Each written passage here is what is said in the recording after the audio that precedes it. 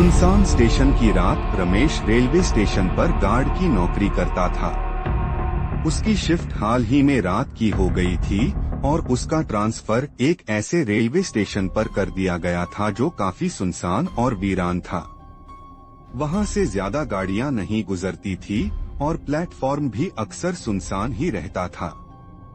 उस स्टेशन पर ज्यादा पैसेंजर भी वेट नहीं करते थे। शहर की आबादी भी कम थी। रमेश इस बात से काफी नाराज था कि उसका ट्रांसफर ऐसी वीरान जगह पर कर दिया गया। एक रात रमेश खुद से ही बड़बड़ाता हुआ चला जा रहा था। क्या मुसीबत है? अच्छी खासी घर के पास नौकरी चल रही थी, बेकार ही सुनसान जगह पर ट्रांसफर हो गया। 1 महीना देखता हूँ, फिर बात कर लूंगा ट्रांसफर की। उसका यहाँ नौकरी करने का बिल्कुल भी मन नहीं था। हाथ में लालटेन लिए और दूसरे हाथ में डंडा पकड़े हुए वह प्लेटफॉर्म के चक्कर लगा रहा था। बीच बीच में सीटी बजा देता। एक रात की बात है। उस रात गार्ड प्लेटफॉर्म पर उसके अलावा और कोई नहीं था। रात के 2 बज रहे थे। रमेश ने देखा कि एक आदमी बेंच पर बैठा हुआ था। ठंड का मौसम था और वह आदमी ठंड से कांप रहा था। रमेश उसके सामने जाकर खड़ा हो गया और उससे पूछताछ करने लगा। कौन है भाई? उसने देखा कि आदमी को ठंड लग रही है। वह आदमी कुछ बोल नहीं रहा था।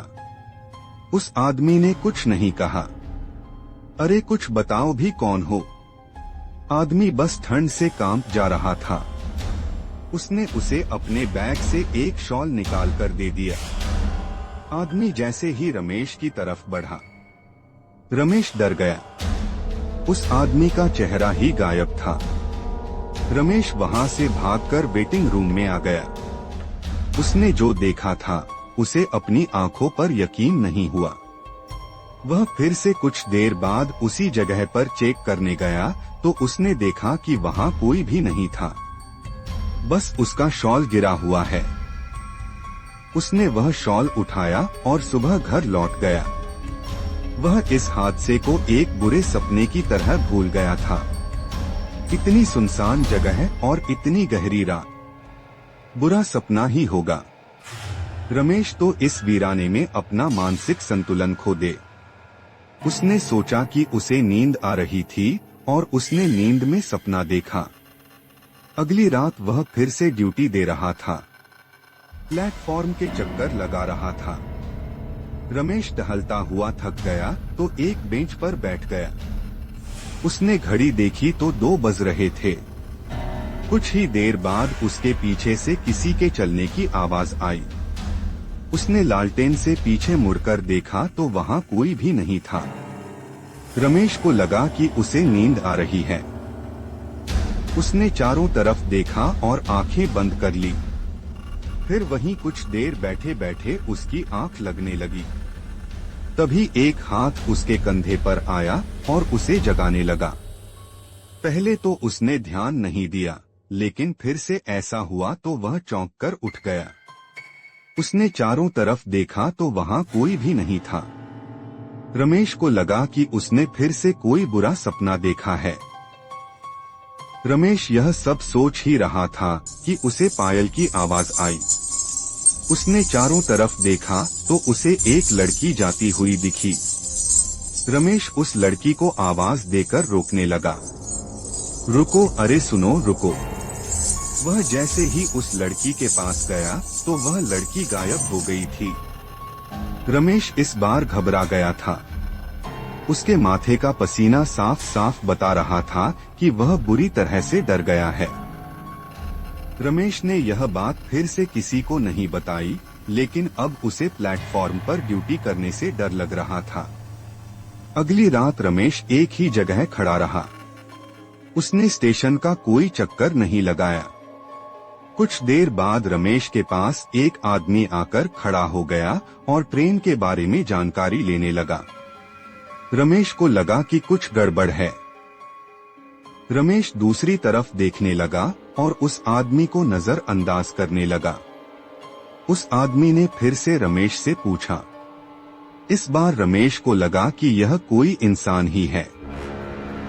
रमेश उस आदमी को ट्रेन के बारे में बताने लगा। तभी घड़ी में 2 बज गए। पूरा प्लेटफॉर्म घड़ी की आवाज से गूंज रहा था। रमेश ने घड़ी की तरफ देखा तो वह थोड़ा सा घबरा गया। उसके सामने खड़े आदमी ने उसके कंधे पर हाथ रखकर उसे जगाया तो वह होश में आ गया। रमेश ने देखा कि सामने खड़ा आदमी उसे धुंधला दिखाई दे रहा है। उसने अपनी आंखें मली। उसे फिर भी वह आदमी धुंधला ही दिखाई दे रहा था।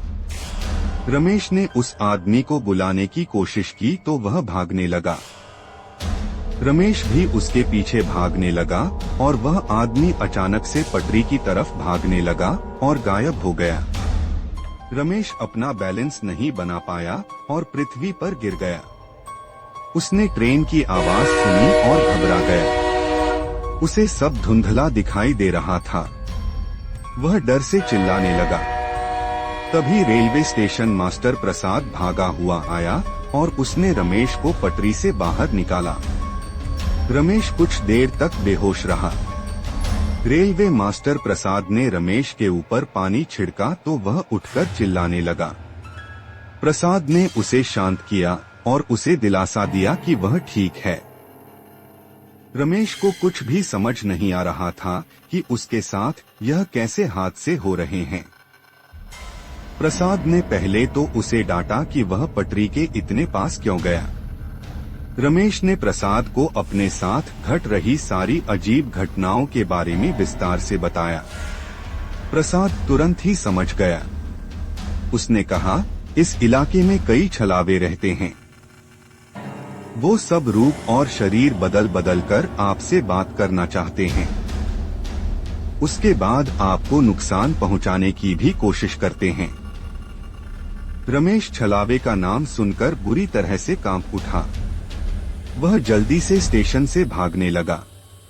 प्रसाद ने उसे समझाया कि ऐसे भागने से कोई फायदा नहीं है।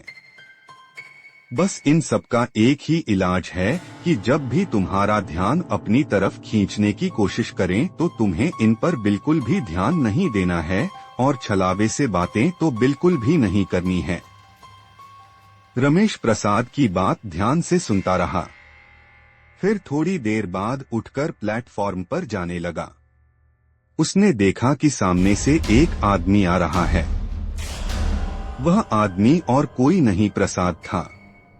रमेश को समझ नहीं आया कि प्रसाद तो उसके साथ कमरे में था। फिर ये कौन है? तब तक प्रसाद उसके पास आकर उससे बात करने लगा।